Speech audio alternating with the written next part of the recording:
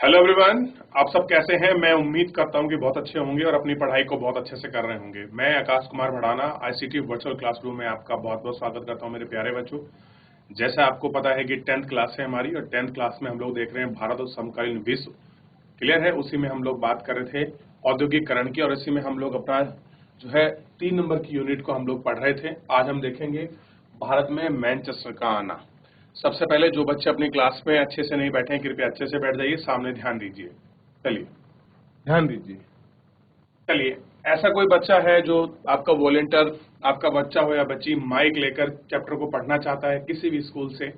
Mic लेकर chapter को अगर कोई बच्चा पढ़ना चाहता है तो माइक लेकर चैप्टर को आपका पढ़ सकता है।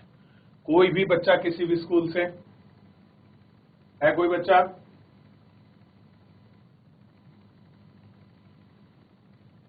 कोई भी वॉलेंटियर बच्चा?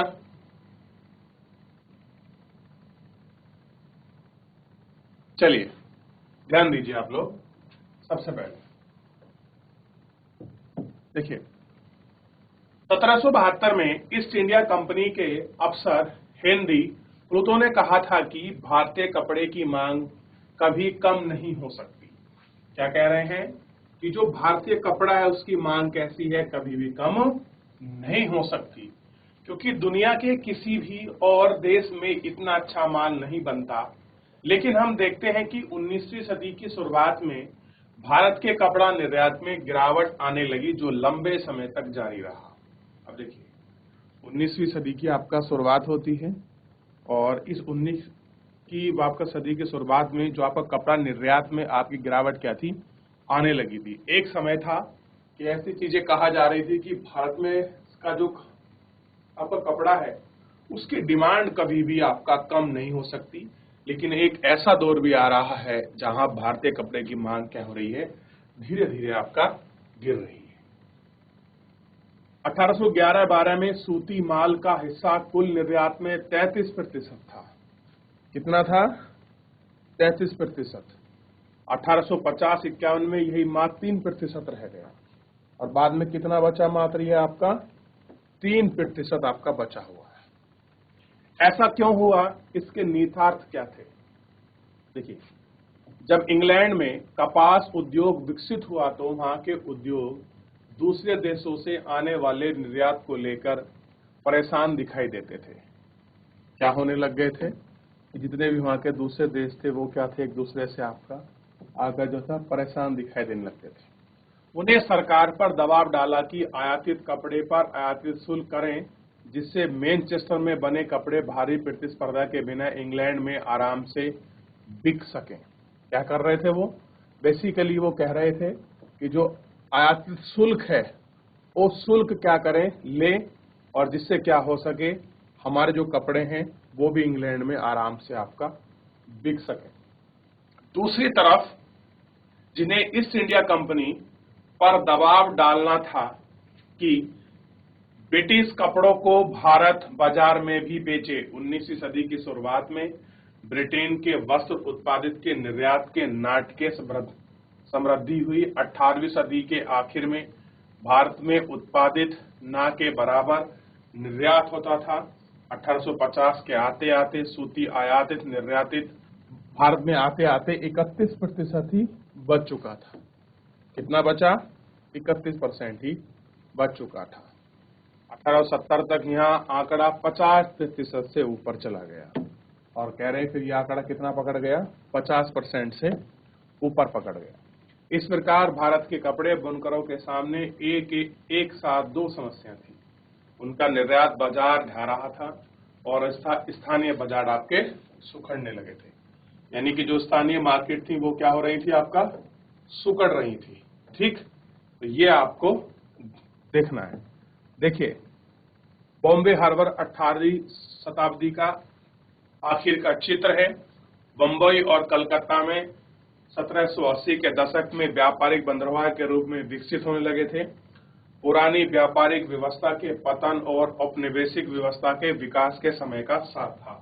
देखिए, इस इमेज को गौर करिए और कुछ पूछना है वो भी पूछ लीजिए। देख ले सभी बच्चे एक बार गौर करके, फिर इसी में हम लोग थोड़ा सा आगे बढ़ जाएंगे और आगे बढ़ के हम गौर करके और बहुत सारी चीजों को हम इसमें देख लिया, गौर कर लिया इतना। यहां तक किसी का कोई डाउट, कोई क्वेरी? चलिए आगे बढ़ते हैं। देखिए, स्थानीय बाजारों में मैनचेस्टर के आयातित माल पर भारी भरकम थी। अब कह रहे जो मैनचेस्टर के जो लोकल बाजार थे वहां पर भारत से आया हुआ जो सामान था उसकी मात्रा कैसी थी, बहुत भरी हुई थी। कम लागत पर मशीनों से बनने वाले आयातित कपास उत्पाद इतने सस्ते थे कि बुनकर उनका मुकाबला नहीं कर सकते थे। अब समस्या ये थी कि बुनकर चाहे कितना भी कंपटीशन क्यों ना कर ले, लेकिन वो उनकी टक्कर नहीं दे सकते थे। कारण क्या था? कारण ये था क्योंकि वो मशीन से बहुत सस्ते बने हुए थे, और सस्ते बने होने की वजह से वो क्या नहीं कर सकते थे, वो टक्कर जो था आपका नहीं दे सकते थे। और यही कारण था कि बार बार आयातित माल क्या कह रहे थे कि आप हम पे कर लगा दीजिए, और कर लगाने के बाद भी आप हमको क्या करें, अपने माल बेचने की हमको परमिशन जो है वो आप कर दें। यही बोल रहे थे, क्या दें? अपने माल बेचने की जो परमिशन है वो हमको दें। क्लियर है? आगे देखिए। 1850 के दशक में ज्यादातर बुनकर इलाकों में गिरावट और बेकारी के हिस्सों से भर गई। अब कह रहे कंडीशन ये बन गई कि जो बुनकर थे उनकी स्थिति और खराब हो गई, और खराब होने की वजह से उनकी जो कंडीशन है वो आपको साफ साफ और स्पष्ट रूप में आपका दिखाई देने लगी। क्लियर है? देखिए, 1860 के दशक में बुनकरों के सामने नई समस्या खड़ी हो गई। उन्हें अच्छी कपास नहीं मिल पा रही थी। अमेरिकी गृह युद्ध शुरू हुआ और अमेरिकी से कपास आमद बंद हो गई। ब्रिटेन भारत से कच्चा माल मंगवाने लगा। भारत से कच्चा माल निर्यात इस वृद्धि में उसकी कीमत आसमान छूने लगी थी। अब पहले कहां से मंगा रहा था? अमेरिका से। वहां गृह युद्ध हुआ, उसने क्या सोचा, कहां से मंगाऊं? भारत से। भारत में कैसी पड़ने लगी कीमत, आसमान छू देने के, महंगी होने लगी। तो भारतीय बुनकरों को कच्चा माल को लाले पड़ने लगे। जो बुनकर है, अगर उनके पास अगर भाई उन्हें माल नहीं मिलेगा, कौन खरीद रहे हैं? आपके इंग्लैंड वाले। तो दिक्कत किसे होगी? उन्हें ही होगी। तो ऐसे क्या हुआ, उनको दिक्कत प्रारंभ हो गई। ठीक, ऐसी सूरत में बुनकरों के सहारे पेट पालना संभव नहीं था, और ऐसी कंडीशन में पेट पले ये कोई संभव नहीं था। यानी कि कुल मिलाकर हर तरफ अगर किसी को समस्या थी तो वो समस्या हो रही थी आपका, मेरे प्यारे बच्चों, इसको आपका जो बुनकर है भारतीय लोग, देसी, उनको।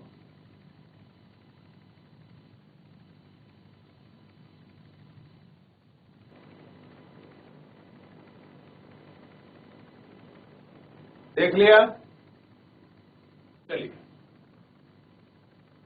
19वीं सदी के आखिर में बुनकर और कारीगरों के सामने एक और समस्या आ गई। अब भारतीय कारखानों में उत्पादन होने लगा और बाजार मशीनों की बनी चीजों पर पट गया। ऐसे में बुनकर उद्योग किस तरह से कायम रह सकते थे? समस्या क्या हो गई? सब चीजें आपकी मशीन वाली आ गई, और मशीन वाली आने से क्या हो गया, उनके सामने अब समस्या खड़ी कि अब क्या करें, क्योंकि हाथ बुनकर की कोई चीजें अब खरीद नहीं रहा था। ठीक, तो ये सारी कंडीशन जो है बहुत आसानी से आपका दिखने लग गई और दिखाने लग गई।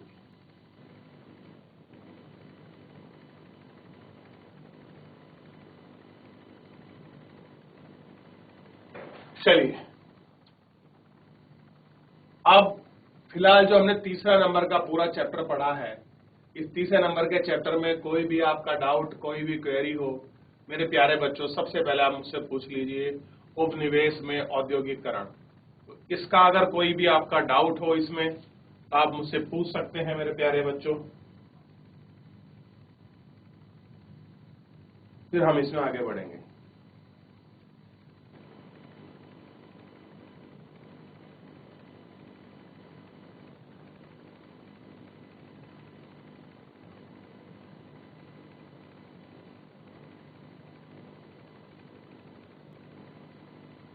चलिए, नहीं है कोई डाउट, आगे बढ़ जाएं।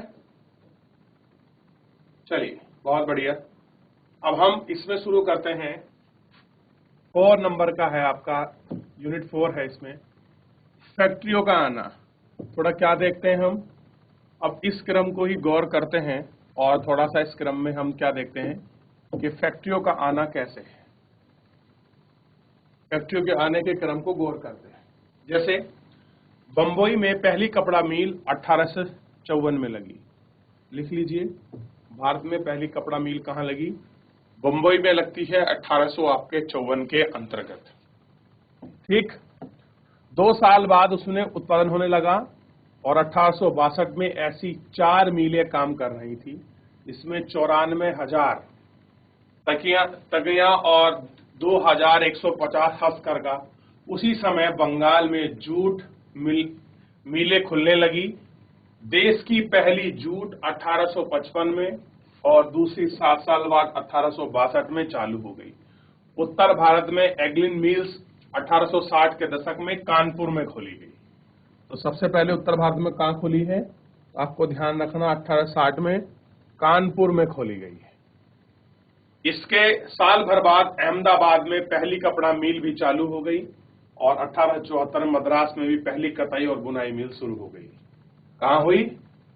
यही अपनी कताई भी करती थी रुई की और आपका बनाई भी करती थी। कहां पर? मद्रास, अहमदाबाद। क्लियर है?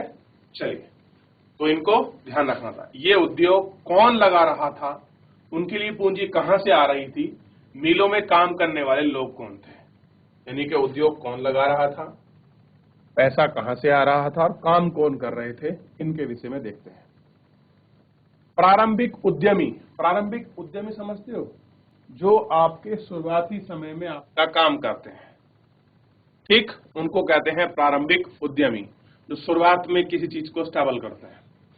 इसमें क्या था? देश के विभिन्न भागों में तरह तरह के लोग उद्योग लगा रहे थे। आइए देखते हैं ये लोग कौन थे। बहुत सारे व्यावसायिक समूहों का इतिहास चीन के साथ व्यापार के जमने से चलने लगा।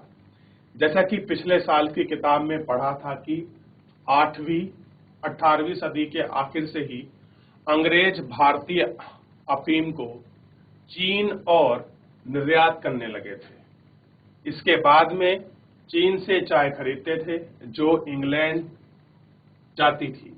इस व्यापार से बहुत सारे भारतीय कारोबारी सहायक की हैसियत में पहुंच गए थे। वे पैसा उपलब्ध करा रहे थे, आपूर्ति सुनिश्चित कर रहे थे और माल को जहाजों में लाद कर रवाना कर रहे थे। ठीक, व्यापार से पैसा कमाने के बाद उनमें से कुछ उद्यमी भारत में औद्योगिक उद्यम स्थापित करना चाहते थे। उद्योग में द्वारकानाथ टैगोर ने चीन के साथ व्यापार में खूब पैसा कमाया और वे उद्योग में निवेश करने लगे। 1830-1840 के दशक में उन्हें 6 संयुक्त उद्यम कंपनी लगाई। 1840 के दशक में वयस्क व्यापी संकटों और औरों के साथ टैगोर के उद्यम भी बैठने लगे। कैसे हो गए? जो और उद्यम थे वो भी आपके साथ में बैठने लग गए थे। तो ये आप थोड़ा सा देख सकते हैं कि कैसा उद्यमी की स्थापना हो रही थी। लेकिन 19वीं सदी में चीन के साथ व्यापार करने से, चीन के साथ व्यापार करने से बहुत सारे व्यवसायी सफल उद्योगपति भी साबित हुए। बंबई के डेनिस पैटी और आगे चलकर देश के विशाल औद्योगिक साम्राज्य करने वाले जमशेदजी सूरनाजी टाटा जैसे पारदर्शियों ने भी आंशिक रूप से चीन को निर्यात करके, आंशिक रूप से इंग्लैंड को कच्ची कपास निर्यात करके पैसा कमाया। 1917 में कलकत्ता में देश की पहली जूट मिलें लगी। मालवाड़ी व्यवसायी सेठ हुकमचंद ने भी चीन के साथ व्यापार किया। यही कम प्रसिद्ध उद्योग जेडी बिरला के पिता और दादा ने किया। यही काम क्या कर रहे थे? जो उद्योगपति बिरला थे उन्होंने भी यही काम किया। ठीक, तो एक बार छोटी सी इमेज मैं आपको दिखा रहा हूं बिरला फैमिली की। एक बार इनको देख लीजिए, जमशेदजी बिरला वगैरह। आप पढ़ें, इसको देखें, फिर हम लोग आगे बढ़ जाएंगे। और अगर कोई बच्चा ऐसा है जो माइक लेकर चैप्टर को पढ़ना चाहता है, वो खड़े होकर माइक लेकर चैप्टर को भी पढ़ सकता है, कोई भी बच्चा किसी भी स्कूल से।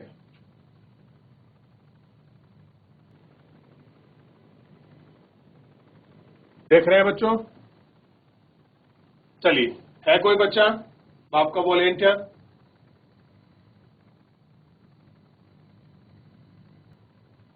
जी ऐसी रामनगर, आप कृपया कैमरे के सामने आइए और अपना मार्क्स नीचे कर लें, तब आप पढ़ें।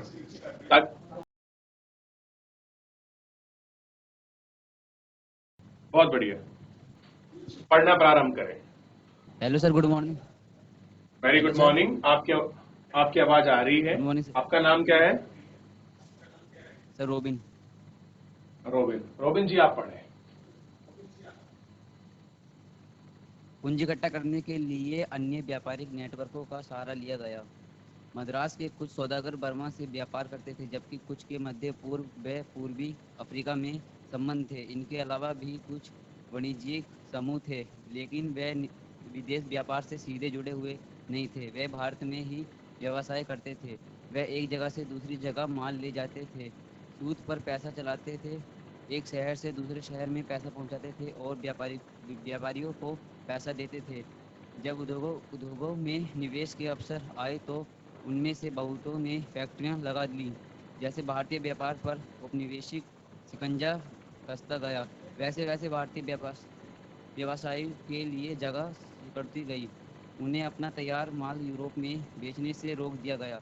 अब वे मुख्य रूप से कच्चे माल और अनाज, कच्ची कपास, अफीम, गेहूं और नील का ही निर्यात कर सकते थे, जिनकी अंग्रेजों को जरूरत थी। धीरे धीरे उन्हें जहाजरानी व्यवसाय से भी बाहर धकेल दिया गया। पहले विश्व युद्ध तक यूरोपीय प्रबंधकीय एजेंसी भारतीय उद्योगों के विशाल क्षेत्र का नियंत्रण करती थी।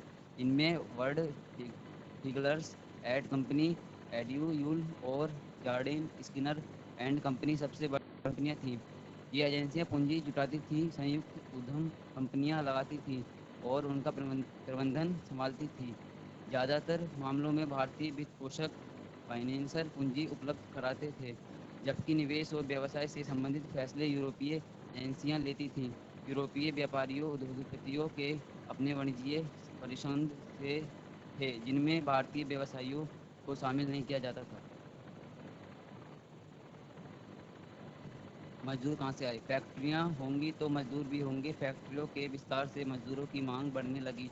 1901 में भारतीय फैक्ट्रियों में 84,000 मजदूर काम करते थे। 1966 में ये संख्या बढ़कर 1946 तक ये संख्या बढ़कर 24,30,000 और 36,000 हो चुकी थी। ये मजदूर कहाँ से आए? ज़्यादातर औद्योगिक इलाकों में मजदूर आसपास के जिलों से आते थे। जिन किसानों कारीगरों को गांव में काम नहीं मिलता था, वे औद्योगिक केंद्रों की तरफ जाने लगते थे।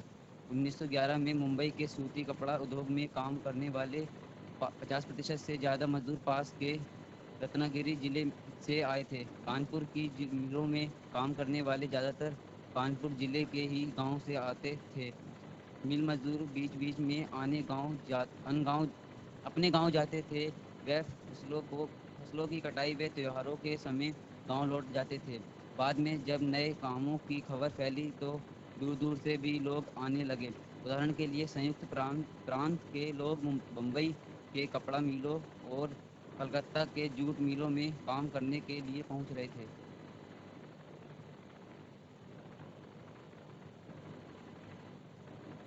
नौकरी पाना हमेशा मुश्किल था, हालांकि मिलों की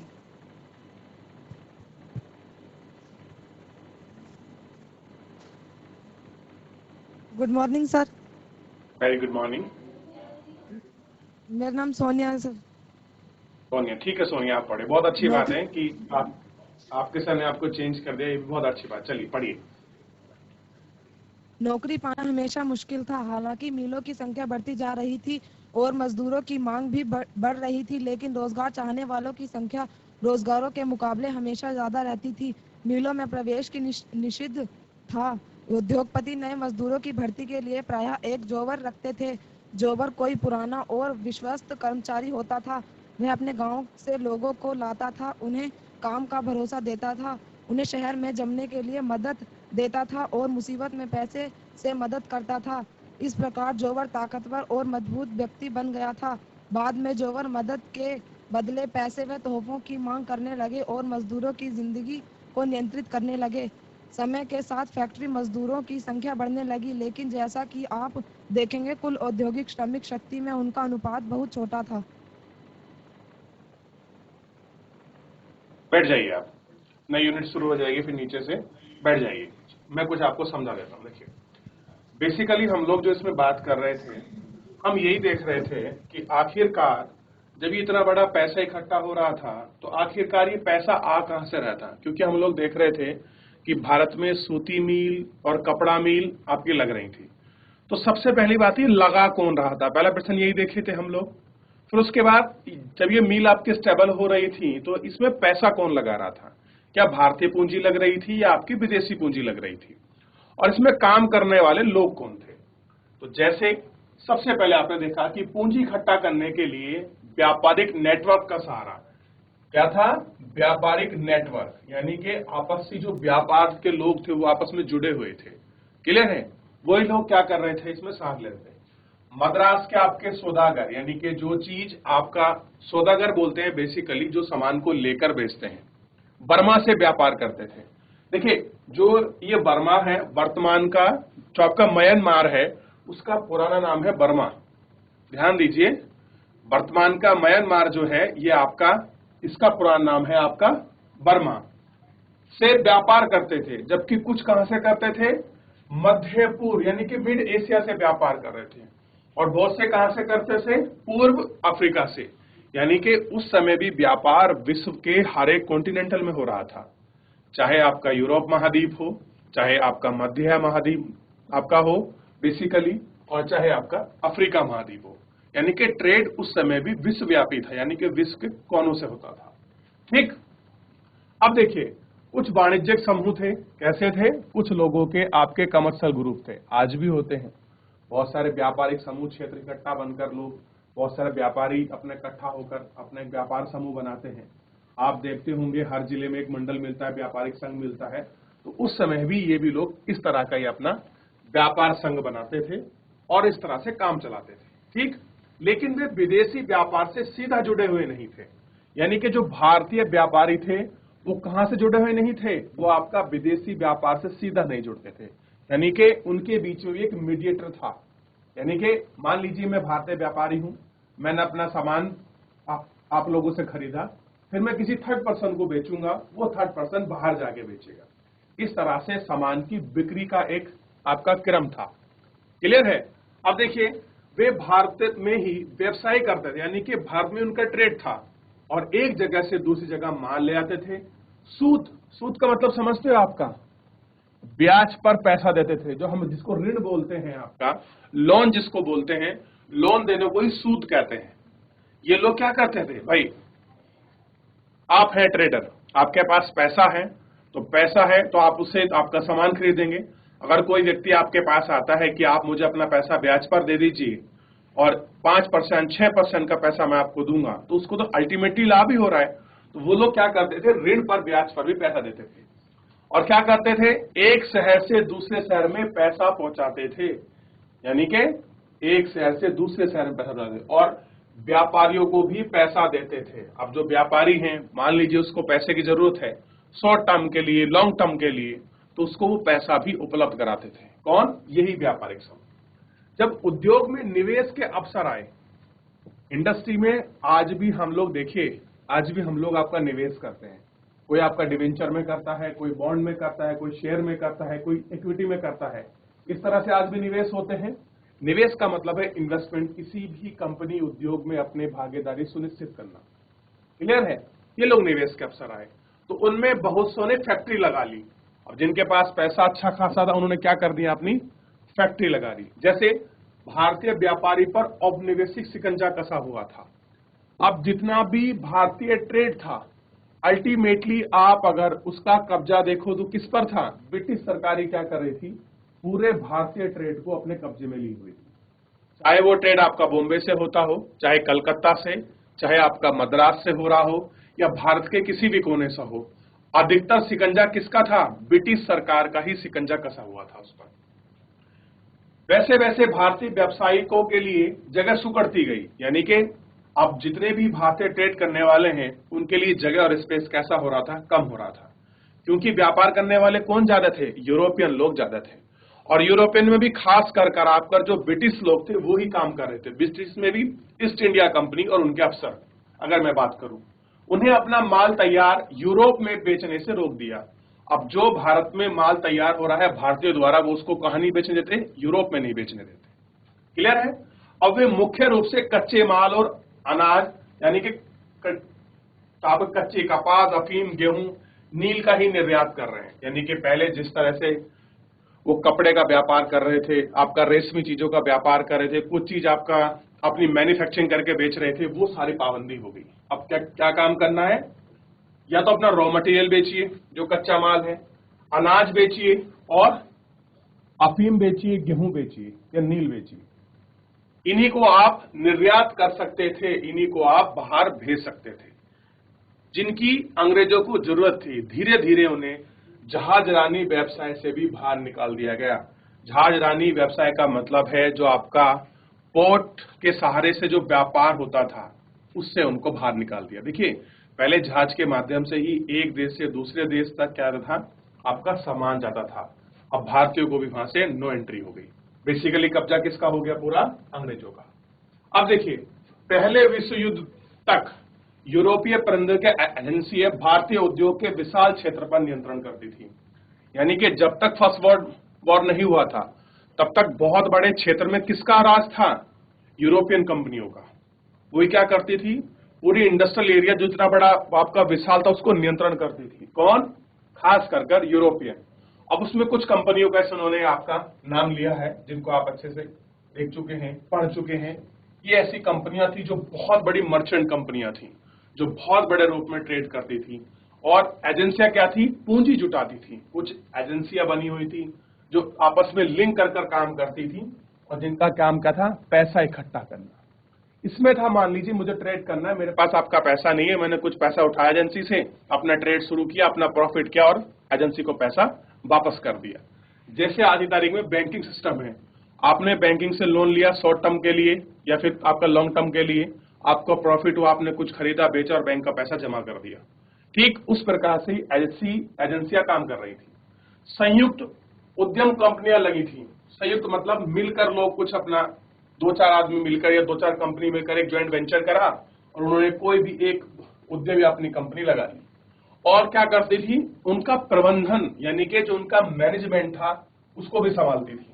ज्यादातर मामलों में भारतीय वित्त पोषक, यानी कि जिन पर भारत का पैसा लगा है, फाइनेंशियल पूंजी उपलब्ध कराते थे कि बेसिकली पैसा कहां का लगा हो? भारत का ही लगा हो। ठीक, जबकि निवेश और व्यवसाय से संबंधित फैसले यूरोप एजेंसी लेती थी। यानी कि कितना किसमें निवेश करना है, कैसा ट्रेड करना है, ये सारे फैसले लेने का अधिकार किसको था? यूरोपियन कंपनी से। यानी कि भारत से क्या चाहिए? केवल पैसा चाहिए। अल्टीमेटली भारत से क्या चाहिए? पैसा। बाकी चाहे उसमें कुछ भी इन्वेस्टमेंट करना हो, उसमें क्या ट्रेड करना है, उसकी मैनेजिंग क्या है, वो सब यूरोप एजेंसियां करेंगी। यूरोपीय व्यापारियों और उद्योग के आने से वाणिज्यिक परिसंघ थे। अब देखिए, जो यूरोपीय लोग थे उनके व्यापारियों के भी संघ थे जो आपका ट्रेड करते थे, सामान को लेते बेचते थे। और उद्योगपति जिनकी बड़ी बड़ी हैवी इंडस्ट्रियां थी, उनके भी क्या थे? आपके एक कमर्शियल आपका परिसंघ थे। यानी कि व्यापारी और उद्योगपति आपस में जुड़े हुए थे। इनमें से भारतीय व्यवसाय को शामिल नहीं किया गया था, यानी कि इसमें भारतीय लोग इस संघ में आपका शामिल नहीं थे। तो ये कंडीशन थी। पैसा कहां से आ रहा था? तो भारत से। लगा कौन रहे थे? यूरोपियन। मैनेजमेंट कौन देख रहे थे? यूरोपियन। तो दो क्वेश्चन तो हमें इस पूरे इतने पैराग्राफ से साफ साफ क्लियर हो गए। ठीक, अब तीसरा क्वेश्चन था मजदूर कहां से आए हैं। अब देखिए, मजदूरों का भी सिंपल सा कॉन्सेप्ट है कि जहां पर फैक्ट्री लगेगी। पहले आज के समय में तो देखिए शहरों के पास इतने गांव जो हैं, आज बसे हैं नहीं बसे हैं, लेकिन उस समय देखिए पहले अगर कहीं भी इतना शहरीकरण नहीं था, अगर किसी गांव में किसी आपका नगर महानगर में कोई फैक्ट्री लगी है तो आज भी यही कारण है कि वहां काम करने वाले पास के ज्यादा होते हैं। क्लियर है? मान लीजिए किसी पहाड़ के दूर दराज क्षेत्र में अगर कोई फैक्ट्री स्टैब्लिश हो जाए तो वहां जितने भी मजदूर होंगे वहां सब पास पड़ोस के गांव के ही होंगे।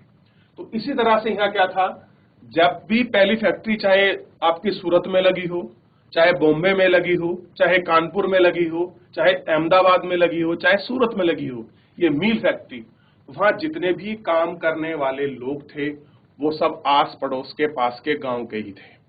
क्लियर है? अब देखिए इसका नंबर दिखाया गया है कि कितना नंबर था। शुरुआत में आपका 1901 में देखिए ये नंबर था, संख्या आपका बढ़ना शुरू हो गई 46, यानी कि 45 साल के बाद ये नंबर हो गया। ठीक, फिर आपकी कहां लगी? बॉम्बे में आपकी सूती मिल लगी। क्लियर हो गया? अब सबसे बड़ी मुसीबत क्या थी इनके सामने कि जो मजदूर थे ना वो अपने त्योहारों पर, क्लियर है, मौसम में अपनी फसल काटने के लिए वो गांव चले जाते थे। और गांव चले जाते थे तो वहां से उस समय कुछ गैप आता था आपका मजदूरों का, तो उन्हें उस समय मजदूरों की जरूरत होती थी। मजदूर कहां से आए? तो आज की तारीख में एक शब्द आता है आपका ठेकेदार, कॉन्ट्रैक्टर जिसको हम लोग बोलते हैं, उस समय बोलते थे जॉबर। क्लियर हो गया? वो एक जॉबर को हायर करते थे जो उनका बहुत विश्वसनीय आदमी, उसको बोल देते थे कि आपसे मेरे को 100 आदमी चाहिए, 1000 आदमी चाहिए, आपकी व्यवस्था है, आपकी टेंशन है, आप कहां से करेंगे 1000 आदमी, आप मुझे करके दीजिए। जो आपका जॉबर था शुरुआत में तो उन्होंने लोगों को खूब भरा, जब पता लगा कि काम करने वालों की संख्या बहुत ज्यादा है, काम करने वालों का डिमांड बहुत आपका कम है और लोग बहुत ज्यादा है, तो उसने क्या कोशिश करा कि मैं आपको जॉब पर लगवा दूंगा, आप मेरे को ये गिफ्ट दीजिए या अपनी सैलरी का कुछ पार्ट मेरे को दीजिए। इस तरह से करके क्या हो गया, मजदूरों का शोषण प्रारंभ हो गया। क्लियर है? अब आप सोच सकते हैं कि संयुक्त प्रांत के लोग, संयुक्त प्रांत मतलब वर्तमान का उत्तर प्रदेश और उस समय का उत्तराखंड, पूरे इसी के पार्ट में आते थे। संयुक्त प्रांत से लोग कहां जा रहे थे? बॉम्बे आपके कपड़ा मिल में काम करने के लिए जा रहे थे। आप सोच के देखिए काम की कितनी तंगी थी कि लोग कहां थे? संयुक्त प्रांत से कहां जा रहे थे? बॉम्बे मिलों में काम करने के लिए जा रहे थे। क्लियर है? और कलकत्ता की जो आपकी जूट मिल है उनमें काम करने के लिए पहुंच रहे थे। कहां पर आपका देखिए, आज के समय में तो देश दुनिया में कहीं भी जॉब करना बड़ा आसान है, लेकिन उस समय बहुत कठिन मानते थे। क्लियर है? तो कहां जा रहे थे? जॉब करने अलग अलग जा रहे थे। अब देखिए बंबई के एक मील के युवा कामगार 20वीं सदी के शुरुआत में जब मजदूर गांव जाते थे तो अच्छे कपड़े पहनने की कोशिश करते थे। आज भी है ये चीज। क्लियर है? तो एक इमेज हमको दिखाई गई है, उस समय का पुराना जो आपका परिदृश्य है उसको हम लोग देख रहे हैं। तो मेरे प्यारे बच्चों, आज आपने सबसे पहले ये समझा कि जितनी भी औद्योगिक फैक्ट्रियां आपके स्टैब्लिश हो रही थी उनको कौन मैनेज कर रहा था, कहां की पूंजी या पैसा या एसेट लगा हुआ था, और उसमें काम करने वाले लोग कौन थे और किस प्रकार की कंपनी लग रही थी। बेसिकली हमने इस चैप्टर में ये जानने की कोशिश की है और इसको हमने देखा है। समय समाप्त हो रहा है मेरे प्यारे बच्चों, तो फिलहाल जो है आज के लिए इतना ही। मिलेंगे आपको नेक्स्ट चैप्टर में, और औद्योगिक विकास का अनूठापन जो है इसको हम लोग जो है अपने नेक्स्ट आपके लेक्चर में जो है गौर करके बहुत अच्छे से हम लोग इसको देखेंगे। तो फिलहाल आज के लिए इतना ही, मिलते हैं नेक्स्ट लेक्चर में। मुझसे जुड़ने के लिए आपका बहुत बहुत धन्यवाद, और जिन बच्चों ने खड़ा होकर चैप्टर को पढ़ा है, स्पेशल GIC आपका रामनगर, बहुत बहुत धन्यवाद।